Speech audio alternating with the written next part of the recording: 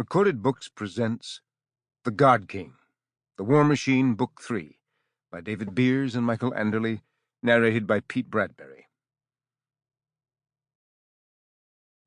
Chapter 1. A Digital History. Many are saying that Achilles' decision to find Viking was anything but courageous. Words such as selfish, naive, foolish, and others are thrown around. But he did what the God King, a feat few, if any, could have accomplished, might have doomed humanity. Or rather, it lent an immediacy to their doom that had previously been viewed as a future event, not one that would affect the ruling class now. That has now changed. Humanity's doom had come. Like ants in a disturbed hill, they scrambled to defend themselves. The real question wasn't whether they could survive, but how long they had. Chapter 2.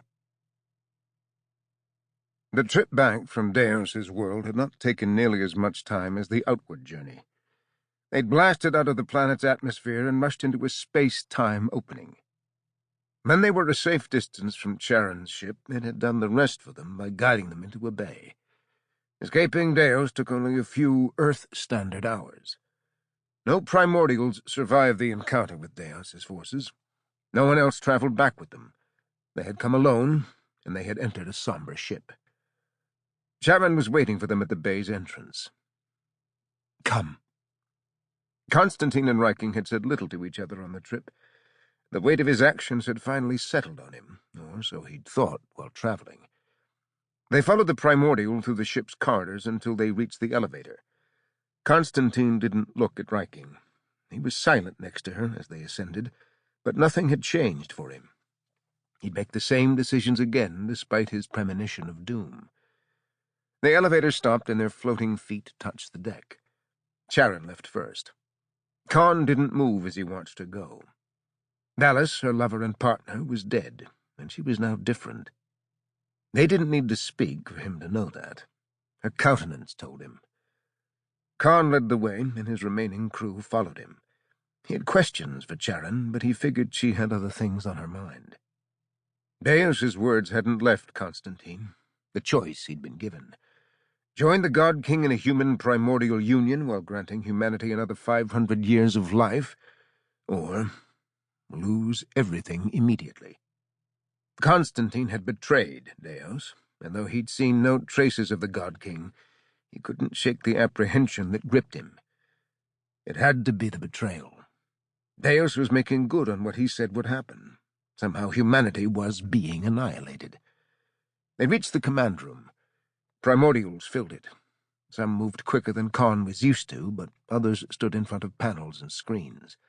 None looked at the entering group.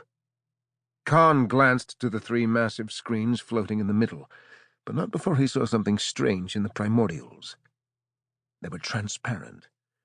If not their whole body, then parts, and not all of them, or even the majority. They resembled jellyfish in that Kane could see through them, not just their flesh to the underlying bionics, but through those components as well.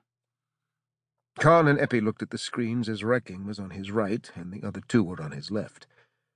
For the first time in his life, he felt true horror. It began as an endless pit in his stomach and spread through his body. It tingled in his arms and legs, his hands grew cold, and a chill ran down his spine. Goosebumps covered his flesh. He couldn't ask what he wanted to, not after Valus's death. "Where are my parents?" "What are you showing me?" Constantine asked. Charon stood a meter in front of him. "The invasion of humanity's cradle. Your solar system, Achilles." Constantine closed his eyes and swallowed. This was the result of his choice. He might be standing next to the woman he loved, but this was the cost. Breathing evenly, his heart rate in check, he opened his eyes. Kane didn't know how he was viewing the invasion from another universe, but he didn't care. He now trusted Charon, thanks to Valus. She wasn't lying to him. Constantine saw Earth from space. To the right was the famed rift, the tunnel that led from the universe he was in to his home. The rift wasn't empty, nor were things spilling out. Sample complete. Ready to continue?